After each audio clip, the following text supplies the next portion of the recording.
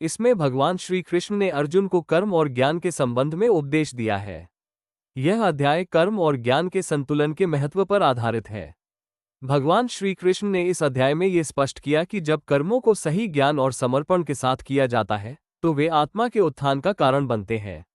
ज्ञान का महत्व। भगवान श्री कृष्ण कहते हैं कि शुद्ध ज्ञान से ही आत्मा का वास्तविक स्वरूप जाना जा सकता है।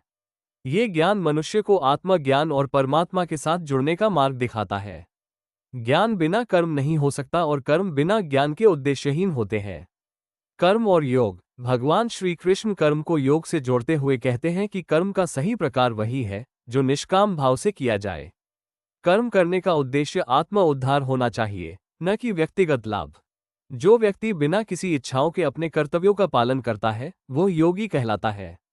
ज्ञान से कर्म का शुद्धिकरण। भगवान श्री कृष्ण ने कहा कि यदि कोई व्यक्ति सही ज्ञान प्राप्त करता है तो उसके सभी कर्म शुद्ध हो जाते हैं। सही ज्ञान के माध्यम से हम अपने कर्तव्यों को बिना किसी लोभ, ईर्ष्या या आत्महित की भावना के कर सकते हैं। गुरु का महत्व। इस अध्याय में भगवान श्री कृष्ण ने गुरु के महत्व को भी बताया।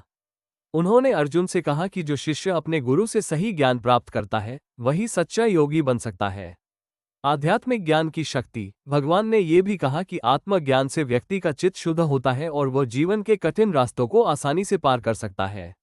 जब व्यक्ति अपनी आत्मा के वास्तविक रूप को समझ लेता है तब उसे किसी भी प्रकार के भय या द्वंद्व का सामना नहीं करना पड़ता। श्लोक 4:7-4:8 भगवान श्री कृष्ण कहते हैं, जब जब धर्म की हानि होती है और अधर्म की वृद्धि होती है तब तब मैं स्वयं को उत्पन्न करता हूँ। ये श्लोक भगवान के अवतार के महत्व को दर्शाता है।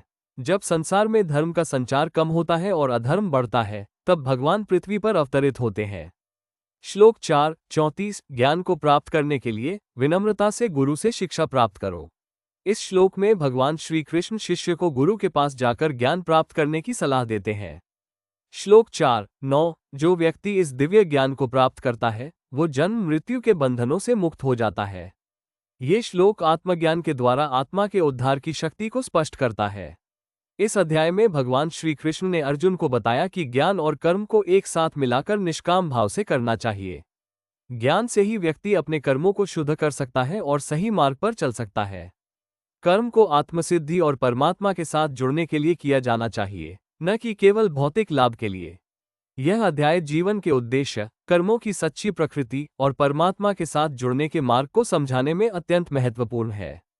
मित्रों, उम्मीद करता हूँ वीडियो आपको पसंद आई हो तो वीडियो को लाइक, कमेंट, शेयर, सब्सक्राइब करें। तब तक के लिए राधे राधे।